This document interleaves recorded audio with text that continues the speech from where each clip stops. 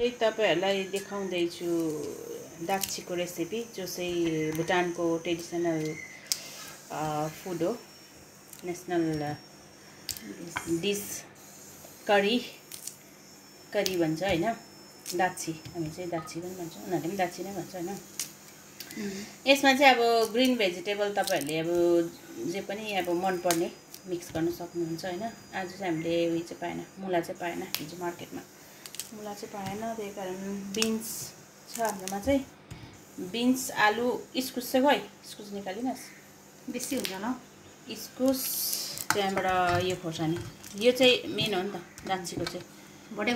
खोर्सानी तर एकदम यो सानो सानो पायो पानीले गर्दाखेरि अहिले छैन रहेछ अन्त प्याज यदि नै यो चाहिँ अब अहिले टमेटो पनि हाल्दा हुन्छ टमेटो पनि हाल्नुपर्छ हैन अब यो काटकुट हुँदैछ अब अहिले पकाउँदाखेरि फेरि देखाउँछु अलमोस्ट काटिसक्यो अब पानी बोइल गर्नुपर्छ हैन पानी हल्का हाल्नुपर्छ तेल अलिकति हाल्नुपर्छ हैन यो चाहिँ डाइरेक्ट पानी बोइल नगरिकन यतिकै डाइरेक्ट गर्न आँटेको है यसमा तेल हाल्नु पर्यो घिउहरु नै हाल्छ नि है पाक्ने बेलामा हाल्दा हुन्छ पाक्ने बेलामा चाहिँ अलिकति घिउ हाल्नु पर्यो है पहिला मैले उता बनाएको थिएँ कि नेपालमा चाहिँ सायद त्यति खाँदैन होला यो डिस है त्यही भएर उनीहरुले जान्दैन रहेछ नि त बहिनीले के बनाउनुहुन्छ हौ दिदीले त के खानुहुन्छ यस्तो चीजहरु भन्थे नि त अब म पानी हाल्दैछु है अलिकति अब पसाइसक्यो नि पानी चाहिँ यति हाल्नु पर्दो रहेछ हैन पानी चाहिँ सुक्नु पर्यो नि त त्यसमा नि पानी हामी चाहिँ कति अलिक झोलझोल भएर खालको बनाउँछ नि त है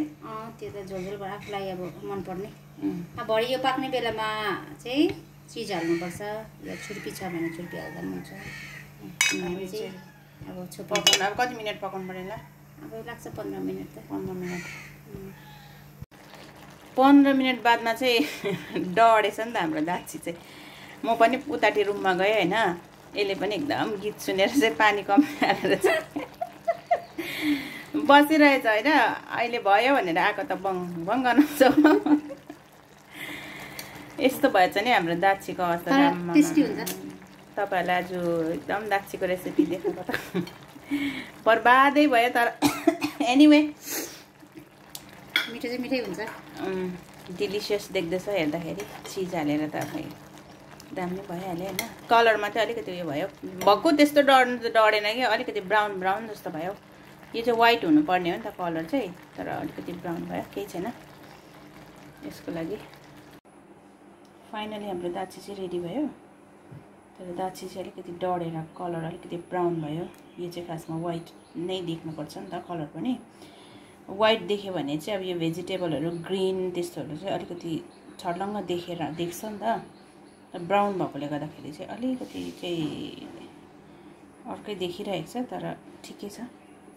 केही छैन नेक्स्ट टाइम फेरि ट्राई गरौँला आज चाहिँ पानी कम्ती हालेर त्यतिकै बिर्सेछ नि त त्यही भएर चाहिँ डढ्यो